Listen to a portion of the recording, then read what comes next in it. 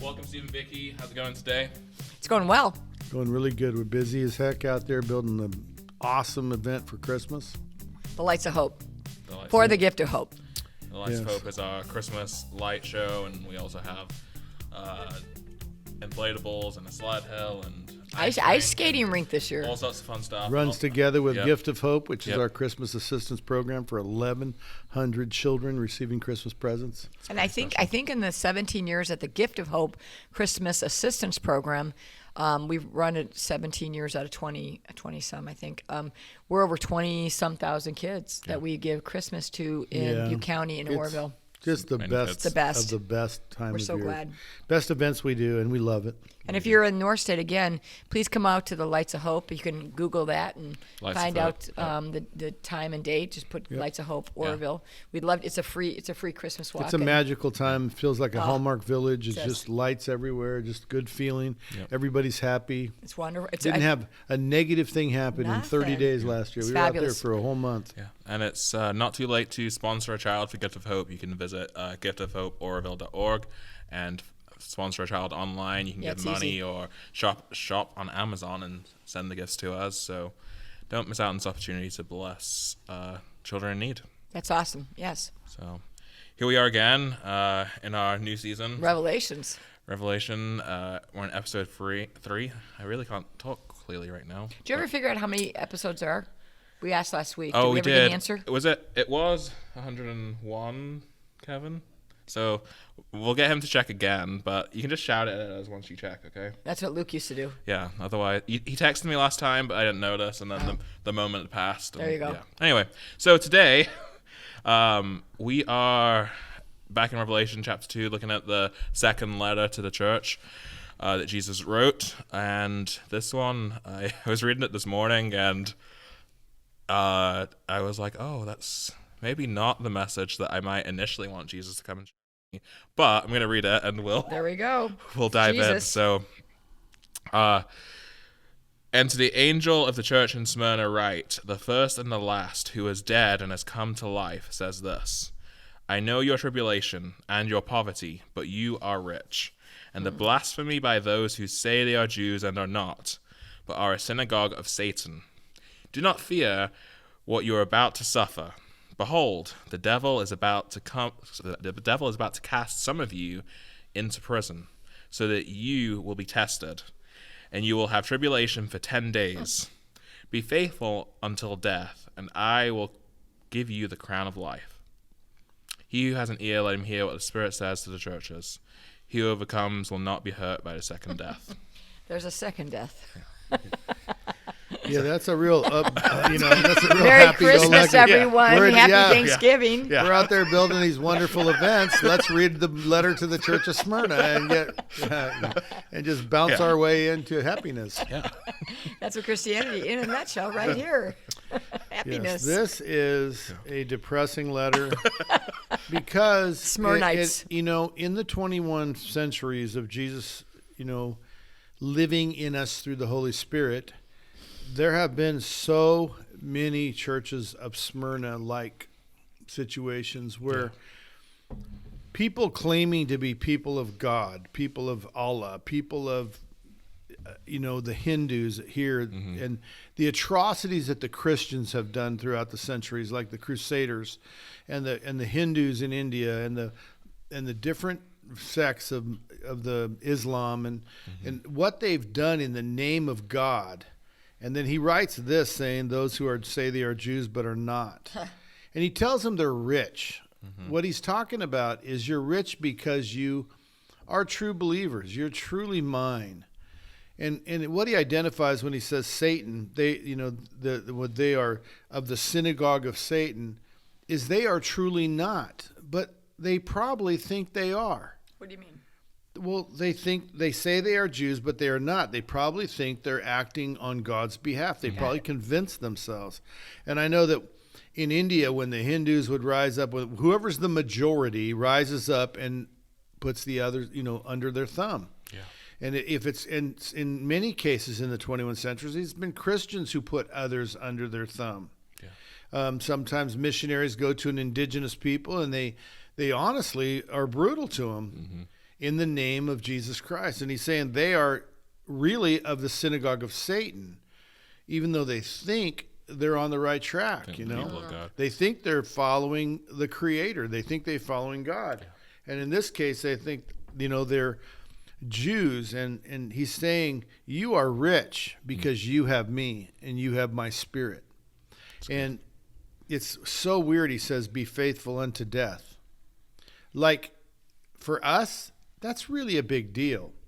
But in eternal perspective, that's not a very big deal, because it's like you have eternity, and then you have our life, which is just a little tiny blip of eternity. Yeah. And he's saying, you're worried about this little blip. And what I'm telling you is, if you overcome to the end, if you stay the course on your love for me, the love for Jesus, the first and the last, he who was dead and has now come to life, if you stay true to your love all the way to death, the second death isn't going to hurt you. That eternity is going to be a really good thing for you. But it's not going to be for the synagogue of Satan. And it's kind of scary for all of us who think we're just sitting here okay. We're all saying we're good. Yeah. I wonder, well, why do I think I'm not deceived? And I have to look at my life and examine the fruit continually. Is the fruit of my life love for those who are the least of these my brothers? And I think it is. So I want to listen to people who are trustworthy come and tell me, what's my life about? You are a good person. Your church is a good church. You people love. You know, I love it when people come here and they're just completely freaked out, you know, and they look like they're just eating sour apples every day of their life. And you wait about 2 months and they just walk around and you can see they're a different person. And I just know this is good fruit, and it's a good reason to believe that we probably are the ones who are faithful. Now, will we be faithful unto death? That's our choice. And if we overcome to the end, we're going to receive this, you know, the crown of life is what it says. And we're going to give you the crown of life and not be hurt by the second death. Now, this seems like a doomy, gloomy letter, but those promises, those are those are worth a hoot and a holler any day. Those are worth cheering from the mountaintops, shouting from the rooftops, proclaiming it everywhere you go, that the love of Jesus Christ, that to love him in spite of the hate that's in the world, to love him in spite of them attacking you, is so important and so good. It's fascinating. Number one, these are in red letters, which is interesting to me, that, you know, we know it's Jesus, but it doesn't really look like Jesus when, you know, we saw the vision of, you know, he described the vision. It's obviously resurrected Jesus, exalted Jesus. But I just find that fascinating. I just want to bring that up, as I just recognize this is red letters, and the authors of the transcript of the Bible decided that this was absolutely Jesus speaking, right? What again I see is, do not fear what you're about to suffer. Behold, the devil is about to cast some of you into prison, so that you will be tested and you'll have tribulation for 10 days. So what does that mean? Why does Satan have permission to throw you into prison for 10 days in the tribulation? Can you speak to that? I don't get that. Well, how could Satan... Well, you remember that God was watching Job, and the Satan came alongside in front of the Lord, and the Lord said, consider my servant Job, who is perfect in my sight. Yeah. And God let him test him. He says, test him in any way except take his life. Yeah. I think that what we as Christians, and what especially the current theology of Christianity worldwide, is that God would never allow Satan to test you, that you're tested when you step out from under God's hand. Well, I don't think that's necessarily true in the Bible, and it's definitely not true in this letter, where God allows Satan his reign on the earth to test Christians. It's almost like the world system has free reign, and our life on earth is a testing time. Like I said, it's a blip. If you took a long rope, the longest rope you could possibly find, and stretched it out, and then you said, our life on earth, the rope represents eternity, and our life on earth is this little blip, the first foot of the rope. He's saying if you're faithful in that first foot, you can have blessing for the rest of the 99 or 200, however long your rope is. I mean, just eternity goes on forever. The rest is all blessing. But you got to be faithful in this foot, the foot of the rope, this lifetime that has a short span. That's good. And the difference between Ava Lynn dying at 7, Ava Lynn's our granddaughter, died of cancer. The difference between Ava Lynn dying at 7 and my dad dying at 88, it's almost unnoticeable in the span of time. With our life is such a short blip that you can hardly tell the difference between a child dying and an old man dying. What do you mean? Terms of length, in terms of eternity, compared to right. eternity. Yeah. Good. And so our life is such a test of will we be faithful to receive the crown of life. What was the last one? It was, I will give you to eat of the tree of life, which is in the paradise of God. You're going to see the next one. It's like it's going to give you the stone of redemption, the white robes of righteousness. He's just going to give you these gifts that all are pretty amazing, and you get to keep them for flippin' ever. Yeah.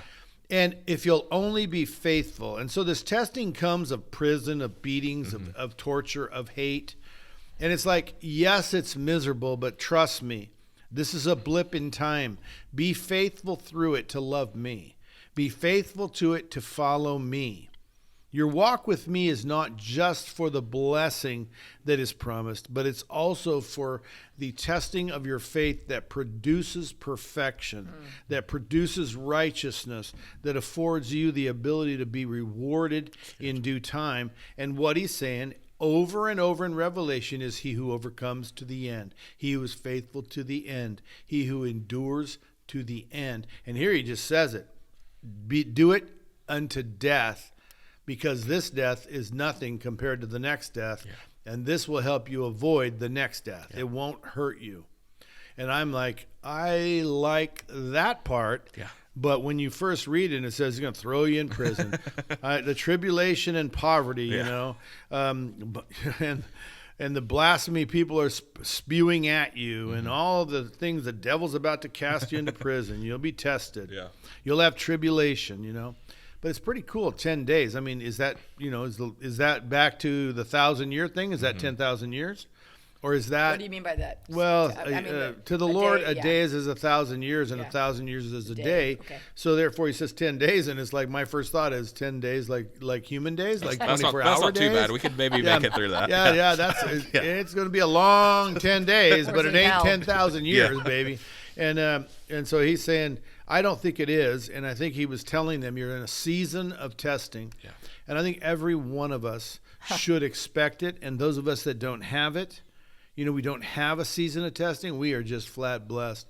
But I think that the testing is for the purpose, like with Job, it's a great story because it shows that in the end, he is tested and he comes forth as gold. Yeah. And he is, and then he receives the return of the gift, the blessing of his faithfulness, his belief in God, his trust. And that's what God's looking for, is people to trust him, depend on him, be faithful to him, and love him. Just come love God, and he will love you in return. Yeah.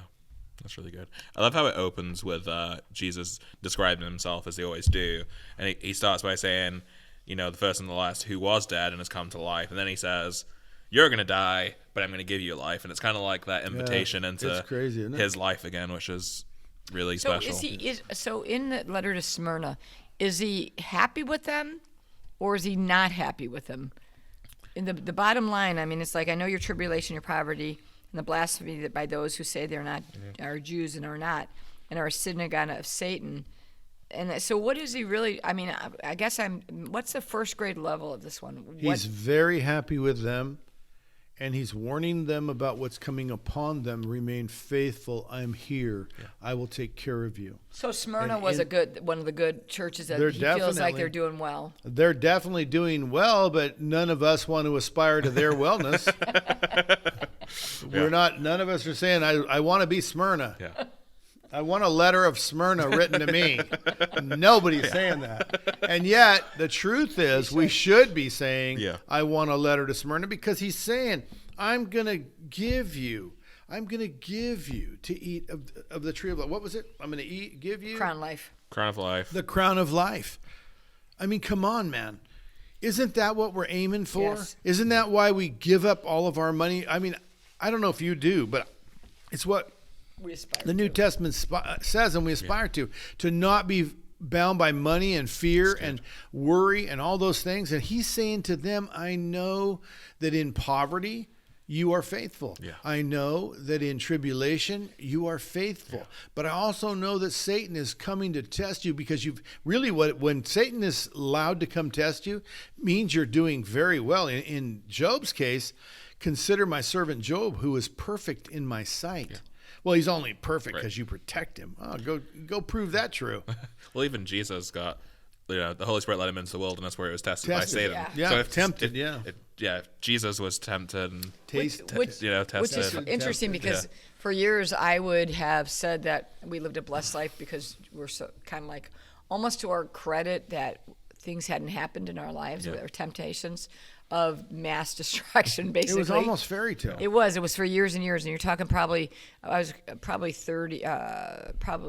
28 years of just incredible blessing in the natural and, in the supernatural. And then all of a sudden 2008 came, and we had to really reevaluate what our belief system was. We really started to reevaluating what you just said, what Jesus did. Yeah. And I think, and I don't know if we're the only ones who thought that we're doing really well because we're so blessed. I think there's a little bit of arrogance in me. It's just because we didn't have a lot of destruction and death and loss and cancer and I just I don't know. The last 13 years have proven to me so many attributes about God I hadn't considered. Right. And so I mean I think this is I guess we do want the letter of Smyrna. Yeah. I want to be Smyrnese. I think you should want the letter of Smyrna, but it's just not likely. It's just not. It's not what you would say. I know Job's greatest sin, what God kind of chastised him about and said, you shut your mouth. You've spoken, now you shut your mouth. Oh boy. I'm going to speak, and then you're going to speak. You're going to answer me. Yeah. And God was kind of chastising him pretty greatly for his responses. And the only thing Job did wrong was he said, God, I deserve an answer. I live so right. I deserve an answer. Tell me what I did wrong. Tell me what I did wrong. And God's saying, you telling me that the only way you can have bad things happen to you is if you did something wrong. That's what's wrong, is you think that by following me, only good happens. By following me, you're not like anyone else. You don't have to suffer through tribulation. You don't have to suffer through drought, famine, robbers, earthquakes, diseases. You don't, because you're faithful. That's what's wrong with you, is you demand an answer from me. You don't get to demand an answer from me. So I know that in my first turmoil that was gut-wrenching, horrible, unbelievable, didn't think I was going to survive it, was the crashing of the economy back in 2008. And I just demanded an answer. I mean, you got to tell me what I did wrong. And you were shocked too. I was just stunned, shocked, upside down and backwards. That's right. Tell me where I went wrong. I thought I followed you in every case. I thought I followed you each step, and yet here I'm losing everything. And the reason I'm losing everything is I gave everything. I kept no reserve, but gave, and so I would say to God, is it true that man cannot outgive God? Or that man can outgive God? For it seems like I have. You have not come and back to my place. And I realized I was completely off the hook wrong, and I fell on my face, and I repented. Absolutely. As soon as it came out of my mouth. I've just made God unrighteous and me righteous. Yeah. Like I'm the righteous one and you're the one not living your word. And I repented heavily back in 2009. And but it was turmoil because there I was, and I didn't come close to what Job suffered. The description of what Job suffered is, I don't know how a man survives it. Yeah. I have lost a granddaughter and almost died from it, and he lost 10 children and all his favorite servants and all his friends. And it was just like, the test that God allows on us in this brief time of our life is simply for us to determine, are we going to love Jesus in the storm? Are we going to trust Jesus in the storm? He slept through the storm in one story, and it's a great analogy that we should be at peace in the storm. Yeah. And all of the men that were in that storm with him, they all were martyred later in their life, and most of them were jailed and tortured later in their life. It was the test. It was their Smyrna letter, it was their Smyrna outcome, that they were faithful to the end. And they were granted things like Peter being given the keys to the kingdom. And they were granted things like being able to heal, and Paul shaking snakes off, because they lived the trust that Smyrna is being asked to live in, right? That in their persecution and tribulation, they continued to love Jesus and operate in love. That's good. It's everything you do out of love for Jesus. That's why I teach so strongly we work for Jesus. Well, we're out here in this property. We're working our rears off. Sometimes last year it was four Saturdays in a row. And we're out here doing this for the love of Jesus, because we love Jesus. And I think everything you do because you love Jesus, not because you want to try to get him to love you, everything you do just because you love Jesus, I think there's just such a rich outcome in the end. And I know in eternal life, in the eternal perspective, it's the second death won't harm you. Wow. I think you live your life in love with Jesus and you're going to be okay. But if you live your life and it's based on, if good things happen, I'm faithful. If bad things happen, I'm unfaithful. Good. If good things happen, he's faithful. And if bad things happen, he's unfaithful. I think that you have really missed the boat. I think you're really in danger of not eating from the tree of life, of not receiving the crown of life, of not enduring to the end, as it says. Yeah. I think you're in real trouble. So are you? His microphone's stand is having some issues. So if you're on the radio or on podcast, you might not see it. Each pause as this thing drops on me. There we go. I think it's standing. You built it. Yeah, I was doing a little bit of research on this letter, and often, Steve, you'll mention the story of Polycarp being one of the martyrs, and it was saying that Polycarp at one point was thought to be one of the bishops of the church in Smyrna. Yeah. And he was obviously kind of took this letter to heart, I guess, like he was martyred, right? Was he the guy that was burned? He was burned at the stake in the center of town. Yeah. Yeah. And he was told, just deny Christ and let this pass. They're just kind of in a frenzy. Yeah. And if you just go ahead and say, no, I deny, this is not really true. I'm just trying to make money. And then after after this fever goes by, go back to preaching Jesus and say that you only did it to avoid being burned at the stake. He said, he was in his 80s, and he said, Jesus has been faithful to me. I've served him these 80 plus years, and he's never let me down. He's never failed me, and I will not fail him today. And he was burned at the stake in the center of town, and he's famous for his words that he spoke from the fire, just about that Jesus, you must give your life to Jesus. Yeah. And that kind of brings me to my next question, which is that idea that was spoken to Polycarp was, hey, if you just, water down your message, if you just deny your faith for a moment, then this tribulation might, pass you by. You don't have to go through this. And I think there's pressure on the church today, whether you're a Christian or a leader, to maybe just dilute your message, maybe just don't talk about that issue, maybe just say, go with the flow of the times, and then you won't have to deal with other people's, opinions and thoughts. The world won't hate you if you just don't talk about this issue or that issue. So do you have any thoughts on that, either of you? Well, what I really love about Steve is that, he's been my pastor for, 42 years, but in the last almost 25 years, we've been at the Father's house. And when you go in context in the words of Jesus, it's really difficult to do that. But what is so fascinating to me is that Steve never shies away from the hot button messages of what Jesus is saying. We do not just dismiss the words of Jesus and say we're not going to look at that. We do not just say we're going to talk about this or that. We literally go in line, Matthew 1, Matthew 2, Matthew 3, and it says it there. So I think what I've so admired is the honorable nature of the way Steve Orsillo not only speaks the message of Jesus, he actually, it's the foundation for which he lives and makes every decision, is never allowing Jesus' words to fall to the ground. Now, they're very difficult, and we struggle through things, but Steve is always just gone line upon line, precept upon precept, and you come if you came to the Father's house in 2007, you come back in 2011, then you come back in 2021.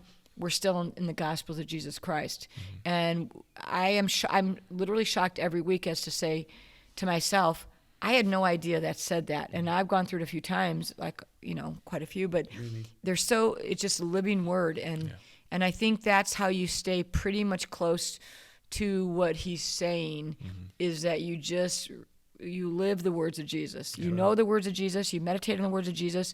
You confess the words of Jesus. You say the words of Jesus. And it's like so many people, they just are mistaken because they mix the old covenant and new covenant, and they quote Elijah or David and which they're great, but to live in 2021, Jesus died 2,000 years ago so that we become Christians. So we probably should read the author's life and figure out what he says. Yeah. So I think for us at the Father's house, for me in particular, I was raised as Steve being my pastor. He's always loved Jesus, but I think in the last 24 years at the Father's house, I think the message has become clearer and more precise and concise. Yeah. It's just like, we're not going to give an excuse. This is what he said. I fall short. I can't do it. Oh Lord Jesus, forgive me. I am not giving to every person who asks. I'm not having the love and compassion that you have. I'm not doing this and doing that. Yeah. I fall short of the glory of God. So, Steve, let's use a message. Something Jesus says, like, I don't know, homosexuality is a hot button topic, right? It's easy just to not talk about it, or to, just accept people or wash it down. But one of the things that I really appreciate that you say is the way you define love on those issues. Like, so could you talk a little bit to that? Like, how is it not hate to talk against these people? Is it love to accept them? Like, where do we, not necessarily on homosexuality as the issue, but just the idea of, is it love to water down our message, or is it not?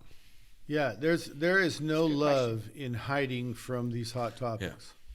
Yeah. Now, where you speak those, some should be spoken over the radio, and some should be spoken in a church from one-on-one. A pulpit with a family. Yeah. And some should only be spoken in private, one-on-one. And talked about, and to try to win your brother over instead of giving them an anonymous ability to get up and walk out the door and lose them forever.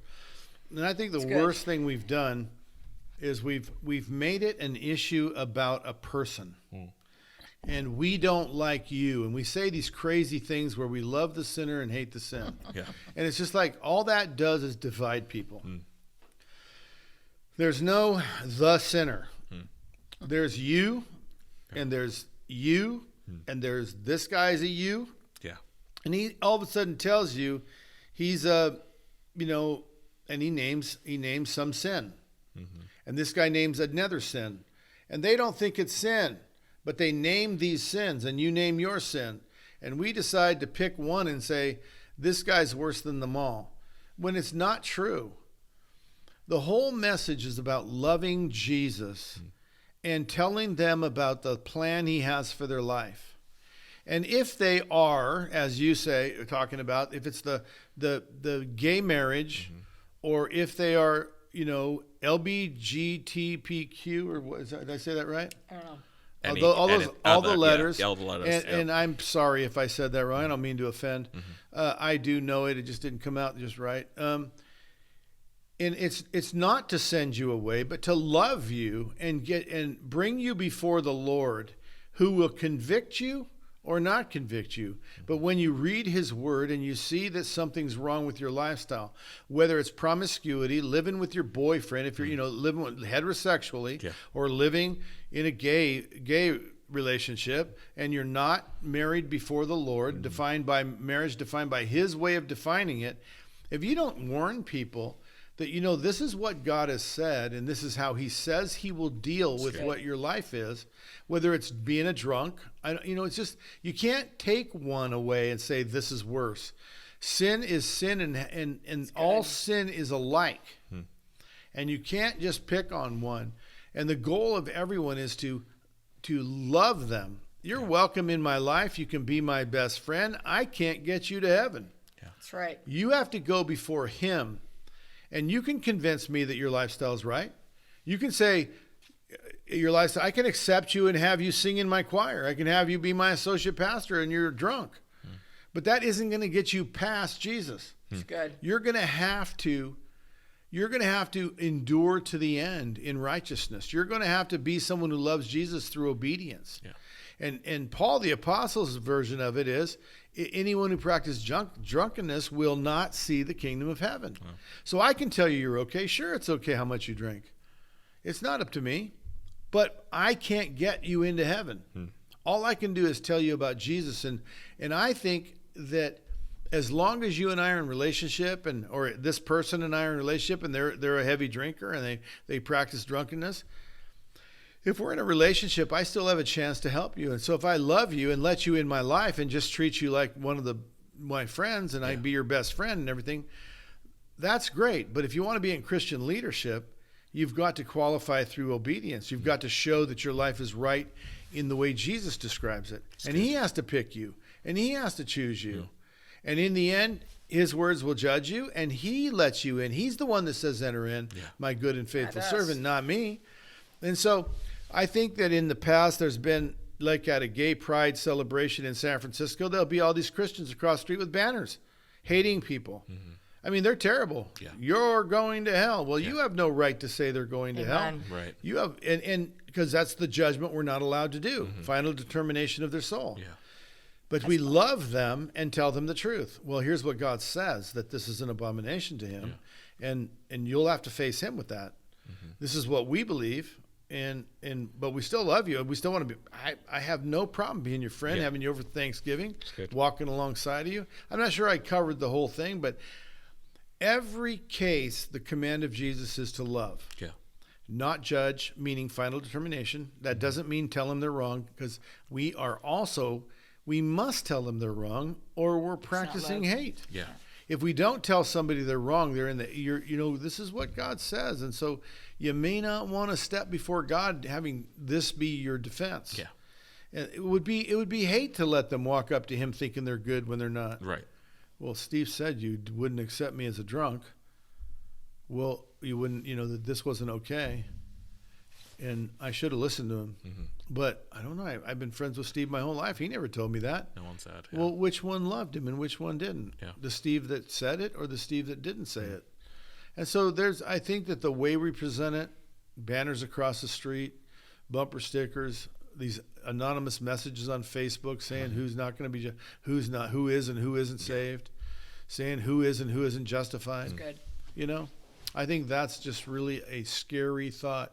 It's probably why we're all going to get Smyrna letters, telling us we're about to be persecuted, because we set ourselves up to be persecuted. It's really probably telling them how we hate them. Wow. And we don't hate them. We love them. And if you say you're wrong, that's not hate. If you say that's, you're probably not going to stand before God and get a favorable reaction, because this is what he says over here in the Bible. This is what he says. This is what his example was on earth. Well, that's probably going to get you a Smyrna letter. Smyrna. Yeah, that's really good. That is good. I think it's so countercultural to this idea that we're, of being politically correct and loving and accepting everybody, but it's the message of Jesus isn't, earth culturally. It's his kingdom, and we getting on his page is often our challenge. And on that same idea, I kind of went this way, but the question I had for you before this, which we'll go back to, was, in verse 9 he says, "I know your tribulation and your poverty, but you are rich." And just again, their physical circumstances were they had no money. The persecution they were experiencing, they were not selling things to them, they were cheating them, all that kind of stuff. And yet Jesus says, "But you are rich." And for us as Christians, maybe we get this idea, right, that as maybe you did, that the blessing in your life was in the resources that you had, but then when you lost them, all of a sudden you discovered maybe a different kind of richness. So can you talk to what Jesus means in that, but you are rich? Well, the wealth of riches that we have since the determination that we really didn't understand as much as we thought we did, it just I don't know. Talk louder. Oh, I need to talk louder. That's the first time anyone has ever said that It's in true. my whole Usually I'll say, life. "Where's Vicky?" and then I'll stop and You'll listen in the you'll hear room, me. and then find her. Yeah. Yeah. I think for me, I am so rich in things of love and compassion and mercy, humanity, friendship. People that love you. I'm way more long-suffering than I was. I'm way more able to go distance. I think I understand. I'm just sitting here thinking about just even the Smyrnese. I don't know what they were. Smyrnums. It's like they probably really didn't have anything. Right. And for us in America, I can only speak for America, I don't think there's very few people that don't have. I mean, most people in America have more than Smyrnese, I imagine. Sure. Smyrnanites. You should quit trying that one. The people of Smyrna. The people of Smyrna. Yeah. Anyway, I'm thinking that just the abject poverty that some of these people lived in back in the day of Jesus walking, and even his life, his life was, if you just in the natural, it was very difficult. The hatred, the persecution, the rejection, the death on the cross, the devil tempting him. And I don't understand, if I'm talking to myself, I don't understand why I kind of didn't see that. For that if he said these things will happen to you, greater and what he's gone through. And every scripture talks about, there's so many scriptures talk about persecution and blessed are you when people speak ill of you, and blessed are you when, people, blah, blah, they curse you and I don't know how I missed that, honestly, because it's a greater path. Not that I want people not to like me, because I'm a people pleaser. I like people to like me. But the depth of character that I really missed in the first 28 years of my Christianity, it's kind of like when the bankruptcy happened in 2008, and then the fire and the death of our granddaughter and our good friend Jordy, and there's a myriad of other things. I think I started understanding that it's so much deeper than it's so much greater, so much bigger. He's so much greater, so much bigger than I ever had the revelation of. Yeah. It was like a revelation I had. It was like a puzzle piece that I was missing. And now, where I'm different now is, though you slay me, I will love you. It's like I fasten my seatbelt every day as if I'm in a roller coaster, like I think I said last week. And it's like, where are we going today, God? You're God, I'm not. And if you don't answer my prayer, because we often get confused about, in Matthew where it talks about, he's going to answer all your prayers and, which son and everything. And that's such a confusing message for all of us, because we feel like we're praying right, like to save a baby, save our 7-year-old granddaughter. That sounds very noble and right. So when that doesn't, she's not saved like I think she should be saved, a lot of us don't know what to do with that. Right. Instead of allowing him be God. Yeah. I would in the past I would probably got angry and why didn't I'm faithful and true and wonderful. I'm such a good Christian. Yeah. And why wouldn't you answer this? And it comes out of judgment, doesn't it? And I think I think through the tribulations that I've had, and they're not really tribulations, it's life. It's just like I recognize more so, not all the way, that he is God and I'm not. That's a long answer, but I think that's good. It's a lot that I've learned in the last 14 years. Yeah. About you, Steve, seeing your riches as other than maybe monetary or possessions.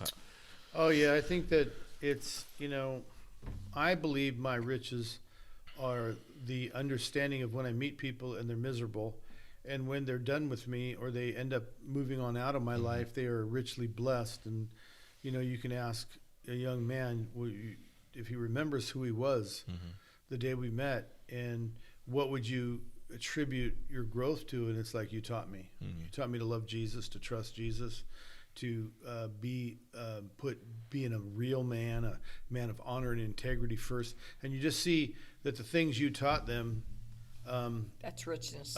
Made them a great dad, made them a great husband, made them a good man. Christian. To be coveted as a manager in their business, in someone's business, or to be coveted as a worker on someone's crew. Yeah. And you look at, you know where their life was going. It was going in a ditch, and now it's really someone who loves Jesus and raising their children to love Jesus. And you're That's like, good. that's Yeah, a that's the riches, right? richness. Not to mention, my wife loves me. My children love me and Yeah. value me. And I have just a rich heritage of fruit. Yeah. And So good. you just keep swinging that hammer, trying to break those rocks, because there's so many people. They've through hurts and rejection and just misuse, and lack of love in their life that should have been there. The people should have loved them, didn't love them. Yeah. They have gotten hard as stones, and it takes a lot of swinging to break them in half, to chip them and break them and get down to the soft, nougaty center and help them build from the nougaty soft center instead of the hard of stone, Good. And they get on with life, and they find out all of a sudden they have this joy. They can look in the mirror, and they might not say they love themselves right away, but just 2 years down the road, they say, I definitely like myself better than I did when I walked in the Amen. door. That's right. And I know, it's like, what caused that? Well, it's a system that Vicki and I built. It's Yeah. a system that was in the Father's house. Yeah. It was a system that you had this ingredients to make this incredible concoction, and then you add a little of this person, and you help this person grow, and they became a good element. And you put them in the mix, and then these guys grew up, and you brought them into the mix. Pretty soon, you have something that is just so good, so nurturing, so nourishing, that people who get in it get out, and they're really doing good. And to me, that's just such. I mean, you are rich. Yeah. You are rich whether you have a dollar to your name, because you have people that love you, Yeah. people that you love like your own children, Yeah. people you love like brothers and sisters, closer than a mother, closer than a brother. You have people that just, their life is blessed, and Jesus used you. Yeah. You get to work for him, and not to build buildings like all these buildings around here. The only value of the building we're sitting in, and I'm a completely, this building wouldn't be here without me. Right. And what's really nice is what happens in the building. Yeah. The lives changed in the building. So good. That's what I care. The legacy yeah. of the building isn't the building. That's just wood, hay, and stubble. What's the legacy of the building is the lives lived in the right. building, and the lives changed in the building. And over a 4-year period, they just grow into be these giants of teachers and movers and shakers. And that's the riches of life. What Vicki said, what I'm saying, the two different levels, and then to live, to just watch your finances just always be blessed. We fought to take care of our own finances for so long, and we were successful. But then it crashed, and we've not been able to look after our own finances now for 12 years. Yeah. And it's shocking. Just, we pinch ourselves. What is this, heaven? No, this is Oroville. Yeah. This is after crash. Well, if we crash, we'll be destroyed. This is after crash. Yeah. We're so rich, and not financially. Our life is so much better because I'm not working 2 full-time jobs. It's just amazing how rich we are. Yeah. And it can't be measured in any bank account, because that would not prove our words true. It has to be measured in the lives of people changed, and in the richness of our life together, and our family's life together, along with all of the people who have joined our family. Yeah.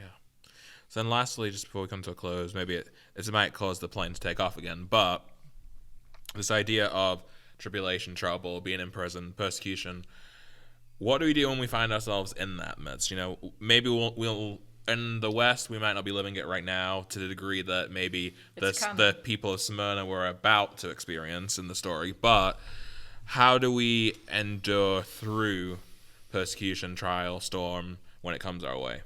I don't think, Vicki pointed at me to do this, so I don't think you do that by waiting till the last minute. You don't get arrested and then learn how to do it. I believe that what we do around here is we're really trying to get people to repeat after me. I'm owed nothing. Yeah. I deserve nothing. I owe him everything, and I get to work for him. Repeat after me. I work for Jesus. He owes me nothing. I mean, how can I be tired? How can I have given enough? How can I ever have done enough? I work for Jesus. Yeah. What I'm doing is I'm fixing this door for Jesus. I'm not fixing it for the Father's House Church. The Father's House Church belongs to Jesus. I'm fixing it, and I'm at work in his vineyard. Mm-hmm. And I think that when you get arrested and you try to conjure up some kind of faith over your fear, you're not going to unless you, I believe that a lifestyle of understanding, I belong to Jesus. I work for Jesus. He owes me nothing. I deserve nothing. I'm a wretched. I'm fallen short of the glory of God. I'm only here because he's granted me the crown of life. Yeah. I'm only here because he's allowed me to eat from the garden. Breath of life. And I just, every single facet of it is I am blessed. And if you're not saying that prior to the tribulation coming, if you're not ready, I'm owed nothing. If you're not ready with, I work for Jesus. I'm following Jesus. And if Jesus were persecuted, arrested, jailed, punished innocently, if that happened to Jesus, how can I complain if it happens to me? I have not yet suffered as he suffered. Yeah. And I think that saying those things and establishing them as a truth in your life, that I belong to him, and the joy of the Lord is my strength. And that's how I live. The joy of the Lord is my strength.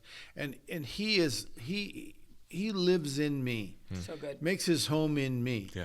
I think then when persecution comes, I know when I struggle or waver over Evelyn back in the beginning, I jumped out of bed, took this crazy stance like maybe I was Superman or Hercules or something, and I pointed at the ceiling like he was in the ceiling or something. Kind of funny. And I said, I declare you're good, no matter what the circumstances with cancer, no matter what the circumstances look like. I declare, I've already decided long ago and said it many times, you are good. That's right. And you're the Lord and I'm not. And I'm following you. You don't owe me healing, Evelyn. I'm asking you to, and I want you to.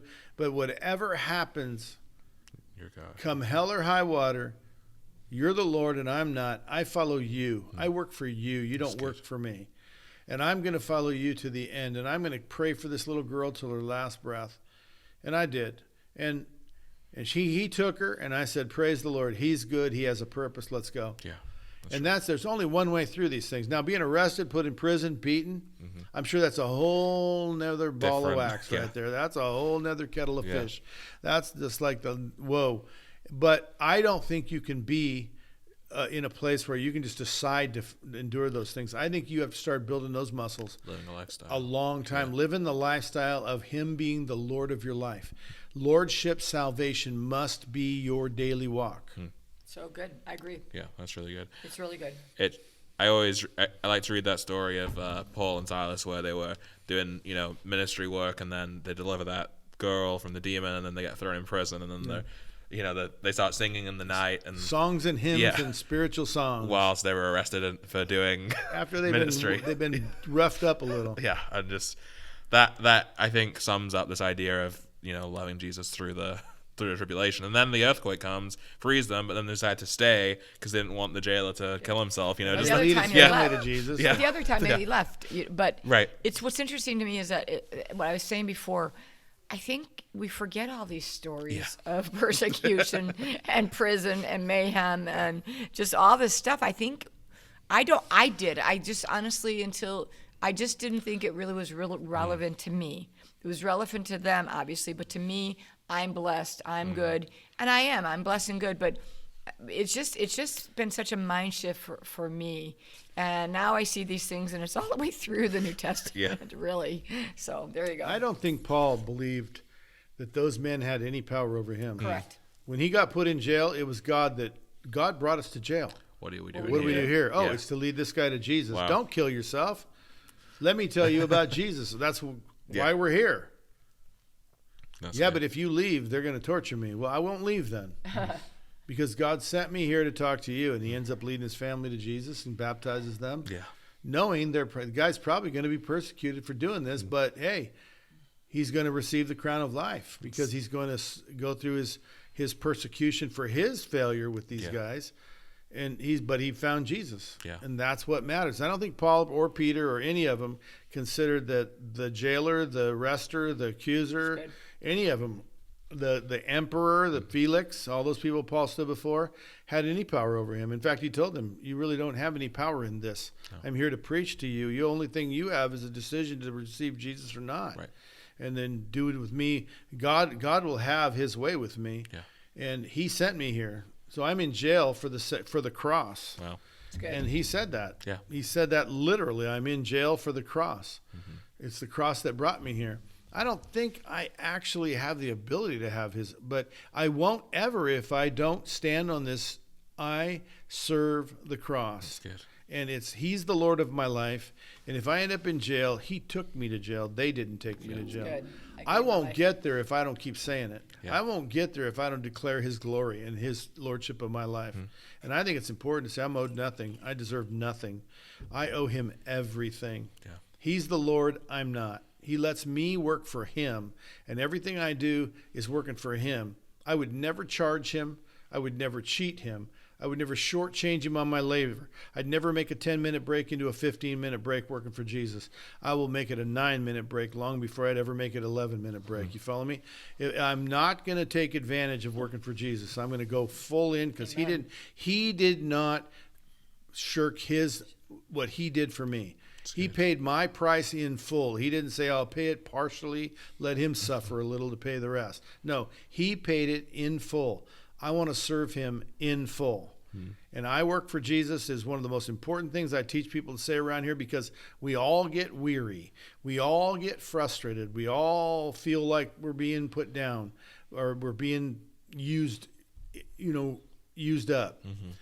And then when we say, but I work for Jesus, well, use me up, baby.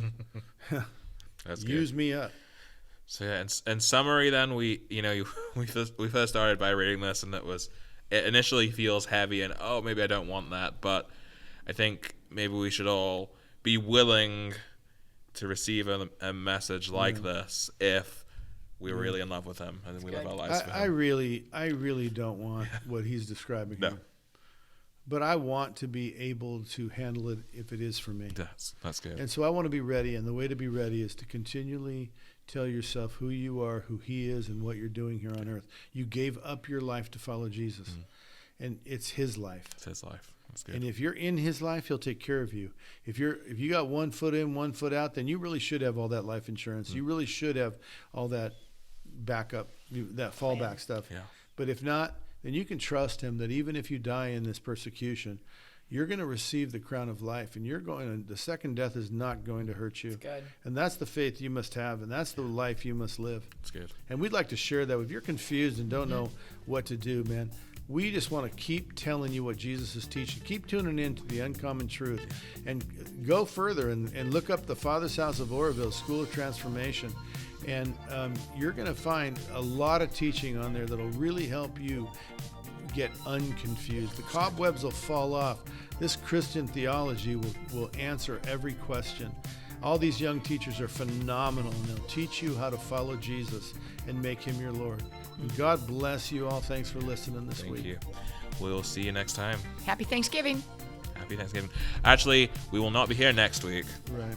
We'll have to take a break for Thanksgiving. We'll be back in a couple weeks. So. I look forward to it. Yeah. Have a great day.